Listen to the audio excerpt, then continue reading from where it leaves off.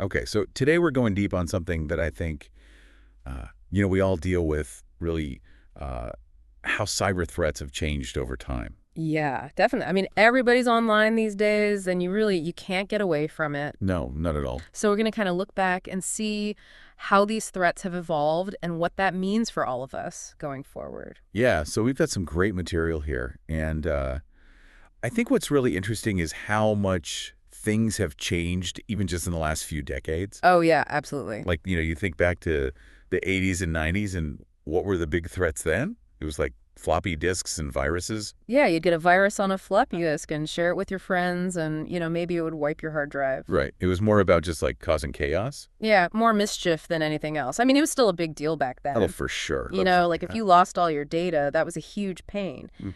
But it wasn't really about stealing your identity or your money or anything like that. Right. And the skills needed to like create those things were still pretty impressive for the time. Oh, yeah, definitely. But it was more like digital graffiti in a way, I like that. Yeah. like tagging a website or something.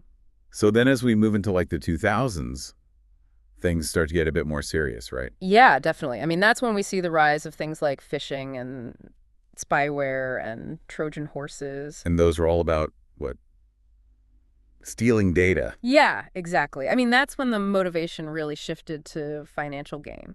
Like exploiting the fact that everyone's getting online. Yeah, I mean, more people online means more targets and more opportunities to make money. So phishing was all about tricking you into giving up your information, right? Right, like sending you an email that looks like it's from your bank or something. And spyware was like secretly watching what you were doing on your computer. Yeah, exactly, like Yeah. keyloggers that record everything you type. And then Trojan horses, those were like disguised as something harmless. Right, but then once you download them, they open up a back door for the attacker to get into your system. So sneaky. It's amazing how creative these people are. Oh yeah, they're always coming up with new ways to trick you. So then we hit the 2010s and things really explode, right? Yeah, things get a lot more sophisticated, and we see attacks on a much larger scale. I mean, we're talking about massive data breaches affecting millions of people. Right. Huge companies getting hacked and all their customer data being stolen. And then ransomware locking down entire organizations. Yeah, that became a really big problem. I mean, hospitals, schools, businesses all being held hostage by these attackers. And then we see the emergence of what are called APTs, advanced persistent threats. Yeah, those are really interesting because they're much more targeted and long-term. Like imagine a really skilled spy infiltrating a network and just quietly gathering information over months or even years. That's the nature of an APT. It's not about making a quick buck. It's about strategic espionage. It's pretty scary when you think about it. Yeah, definitely. It's a whole different level of threat. And it's no coincidence that all of this is happening as the internet and our reliance on technology just explodes. Absolutely. I mean, the more we put online, the bigger the target becomes. Our whole lives are online now. It's true. And that means there's more data for attackers to steal and more systems for them to disrupt. So where does that leave us today? I mean, how are attackers using technology now? Well, one of the big things is the use of AI and machine learning.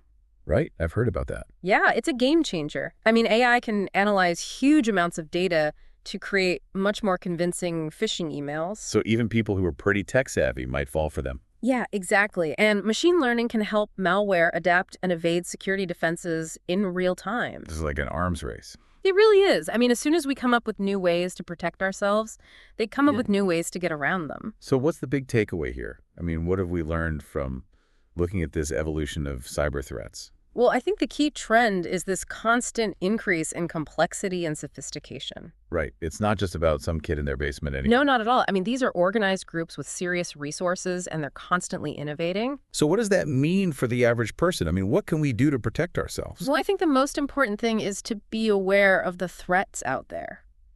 Right. Don't click on links from people you don't know. Exactly. And be careful about what information you share online. And make sure you're using strong passwords and keeping your software up to date. Yeah, those are all really important steps. So it's really about being proactive. Yeah, absolutely. You can't just assume that you're safe. You have to take steps to protect yourself.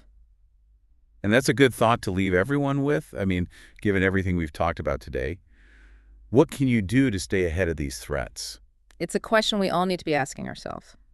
Thanks for joining us for this deep dive.